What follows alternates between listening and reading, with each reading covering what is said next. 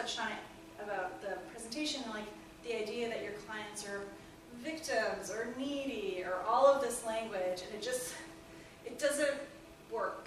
It doesn't resonate. And we did a documentary screening where 4 of my former clients participated and told their own stories and their immigration trajectory, and then we did a Q&A panel, and when they heard themselves referred to in that way by, you know, a board member, like they physically kind of bristled, because, and I also bristle because I'm like, they're tenacious, they're amazing, there are so many different things. Yeah, they had an obstacle, they had a challenge, they had a lack of resource, and that doesn't make them needy.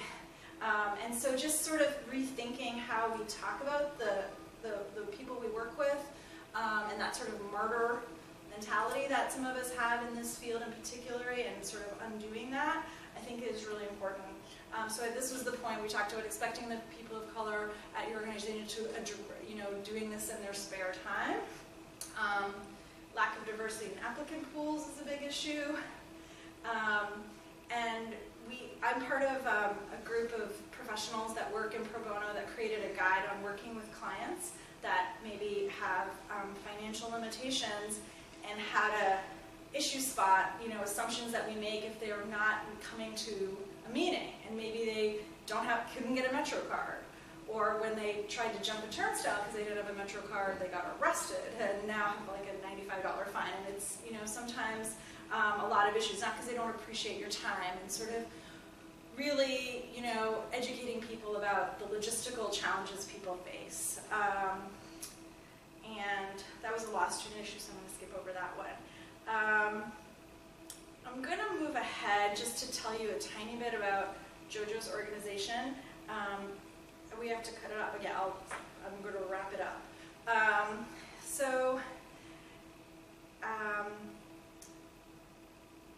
Yeah, the implicit bias and the attorney bias issues are definitely big problems, and I think,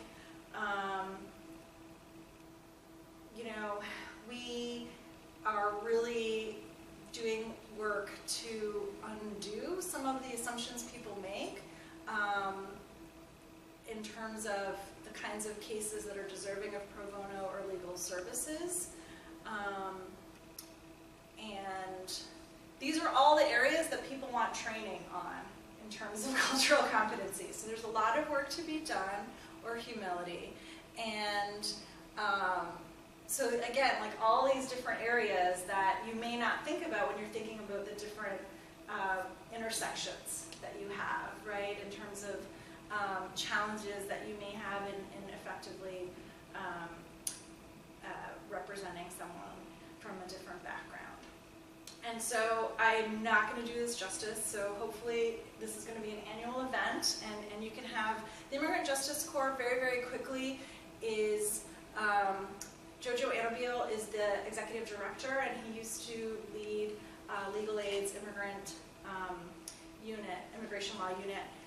And so they are sort of, you guys have heard of, I'm assuming, both Skadden fellowships, but also Equal Justice fellowships. So they're creating fellows to specifically work with the immigrant community and really revitalizing a field where there has not been a really good pool of lawyers that are developing the skill sets early on.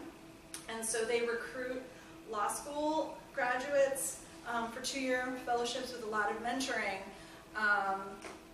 And one of the really interesting piece in their approach is, in addition to the fellowship, they have community fellowships. And so, sort of similar to the community interpreter model or community lawyering model, they have community fellows that work with their legal fellows to represent clients on immigration issues, and they may help supplement the cultural competency skills of the lawyer who may not have the same background. And so it's a way to connect to the community and hear from the community what the needs of that population may be, and have someone that works with them effectively, and being part of the model, like from the inception, right? That organization and how legal services are being provided, which I think is really interesting. And so the fellows are usually immigrants, first-generation immigrants, and some of them have 3 language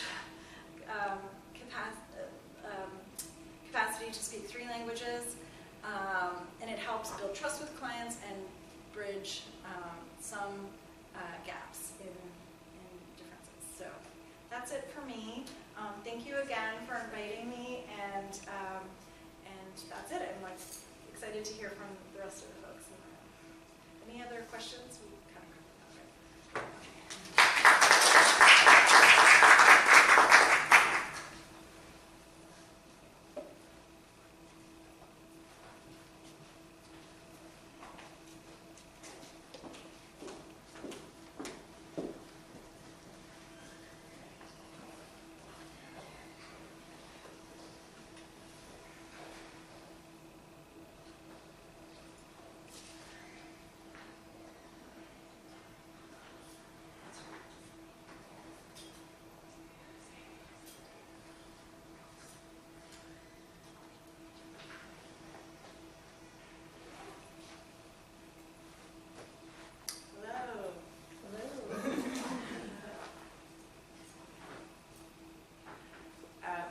Is in New York, so we're just videoing her in, but while we're working out those details, I just wanted to say that this has been such an awesome morning, and I really learned so much already and enjoyed hearing from everyone. It really resonated with me as a lawyer of color who went to law school to try and affect social change. I started off in a public defender's office in the Bronx, and have really just been trying to think about how to continue to be interested in doing this work, what technology's role is in access to justice, and just it's been a real privilege to listen to everyone today. So thank you, and thank you for letting me talk a little bit also.